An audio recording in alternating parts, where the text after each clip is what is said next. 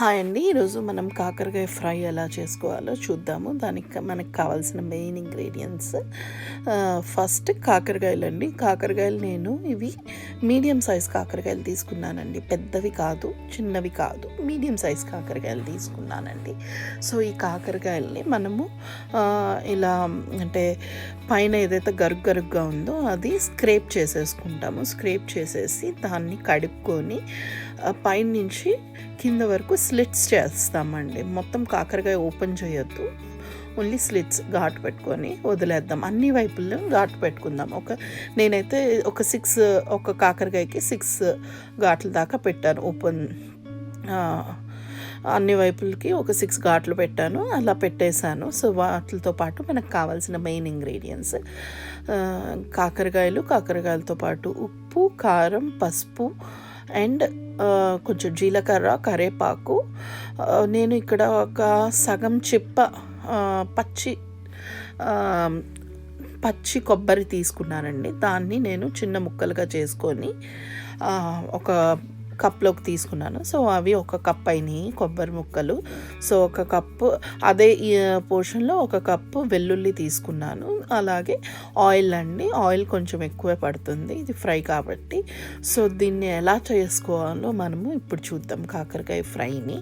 So మనం pan పెట్టుకొని, ఇది మీడియం టు స్లో ఫ్లేమ్లో చేయాల్సిన వంట అండి. ఎందుకంటే మాడిపోవద్దు, కాకరకాయలు మాడిపోతాయి మనం హై ఫ్లేమ్లో పెట్టాము అంటే. సో మాడిపోకుండా నీట్గా మీడియం టు స్లో ఫ్లేమ్లో పెట్టుకొని చేద్దాము. సో ఫస్ట్ పాన్ పెట్టుకొని పాన్లో ఆయిల్ పోసుకొని వేడెక్కిన తర్వాత ఏదైతే జీలకర్ర ఉందో జీలకర్ర వేసుకుందాము.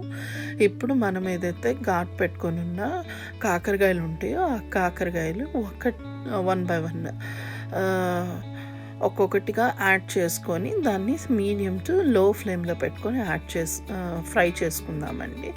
దగ్గరుండి చేసుకుండి, ఇది లేకపోతే మాడిపోతుంది. ఎవ్రీ 4 to 5 minutesకి దాన్ని చిన్నగా తిప్పుతూ, అది విరిగిపోకూడదండి. సో ఇందులో ఏదైతే మనం ఫ్రై చేస్తామో ఆ గింజలు కూడా చాలా టేస్టీ ఉంటాయండి. మామూలుగా కాకరకాయ గింజలు చేయదని చాలామంది గింజలు తీసేస్తారు.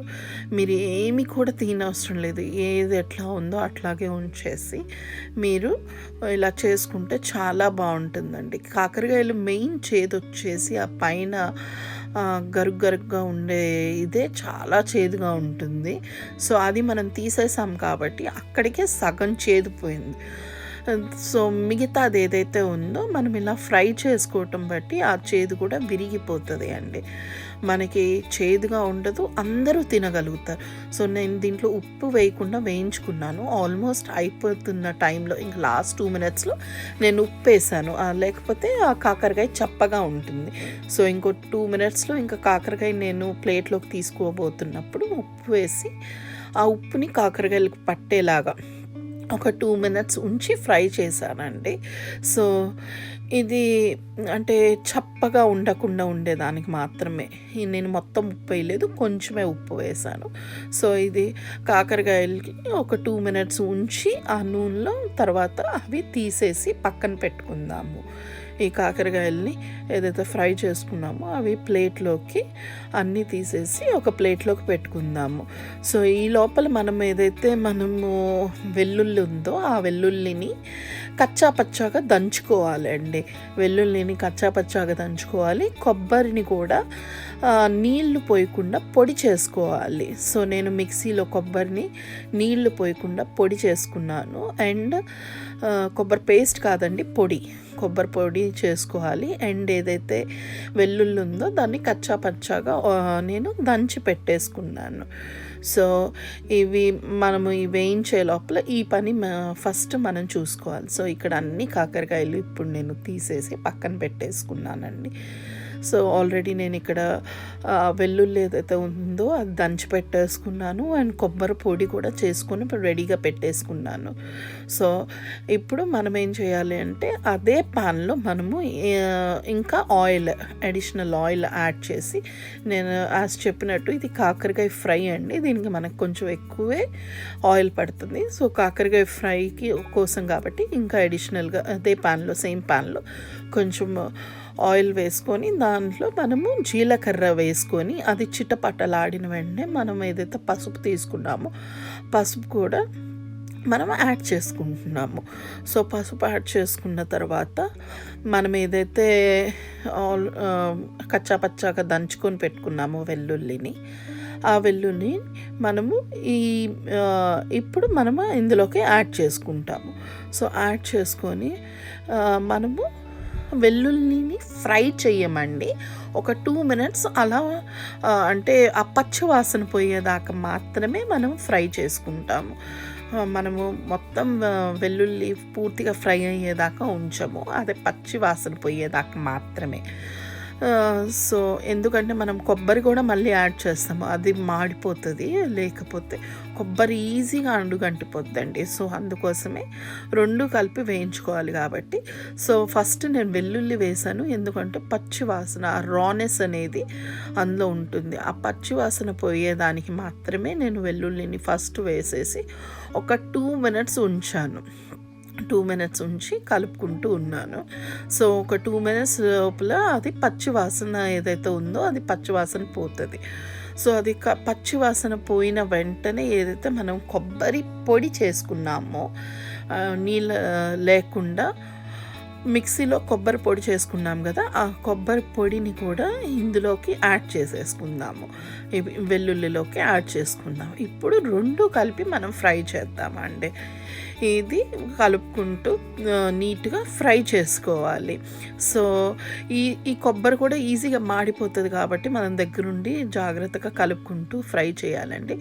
ఇది నాకు ఫ్రై అయ్యేదానికి మ్యాక్సిమం ఒక 7 to 8 మినిట్స్ పట్టిందండి. ఊరికే ఫ్రై అయిపోద్ది, ఏమీ పెద్ద టైం పట్టదు ఇది.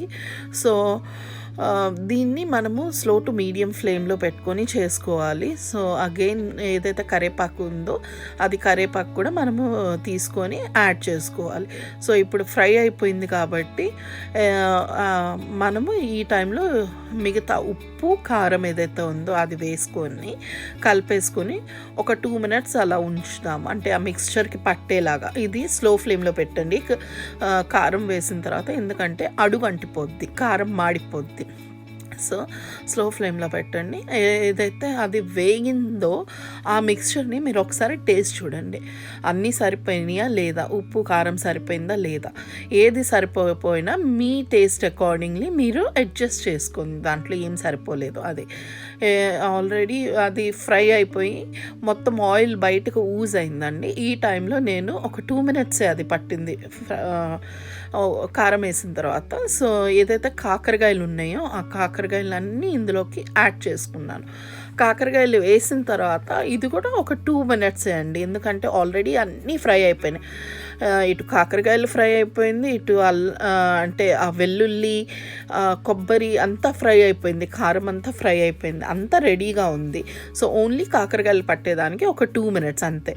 ఇంకా అయిపోయిన తర్వాత మీరు స్టవ్ ఆఫ్ చేసేసి మీ చాయిస్ ఆఫ్ దేంతో మీరు తినాలనుకుంటున్నారో దాంతో తినచ్చు. బేసికల్గా వైట్ రైస్తో చాలా బాగుంటుంది ఆన్ ఇట్స్ ఓన్ కాకరకాయ ఫ్రై. తర్వాత సైడ్ డిష్గా అయితే ఇంకా బాగుంటుంది, పప్పుచారు, పప్పు, సాంబారు, వాటితో రసంతో వీటితో చాలా చాలా బాగుంటుంది. ఒకసారి ఈ విధంగా ట్రై చేసి చూడండి. Hope you like it. Thanks for watching my videos.